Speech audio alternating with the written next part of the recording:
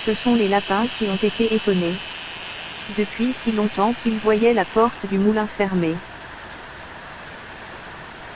Les murs et la plateforme envahis par les herbes, ils avaient fini par croire que la race des meuniers était éteinte, et, trouvant la place bonne, ils en avaient fait quelque chose comme un quartier général, un centre d'opération stratégique, le moulin de Gemap des lapins.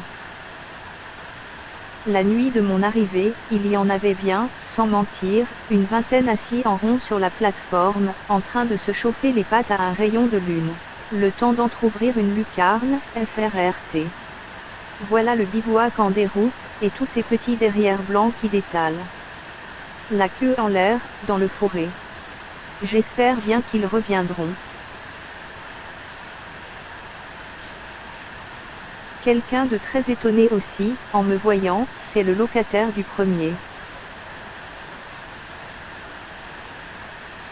Un vieux hibou sinistre, à tête de penseur, qui habite le moulin depuis plus de 20 ans.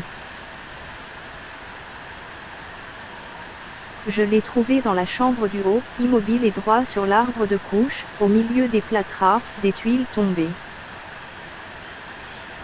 Il m'a regardé un moment avec son œil rond, puis, tout effaré de ne pas me reconnaître, il s'est mis à faire « ou »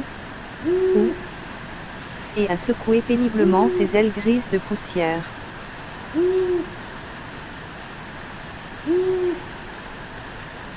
Ces diables de penseurs. Ça ne se brosse jamais. N'importe.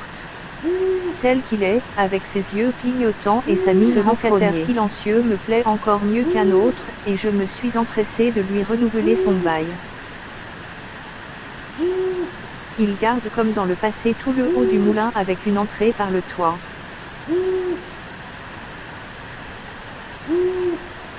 Moi je me réserve la pièce du bas, une petite pièce blanchie à la chaux, basse et voûtée comme un réfectoire de couvent. C'est de là que je vous écris, ma porte grande ouverte, au bon soleil. Un joli bois de pin tout étincelant.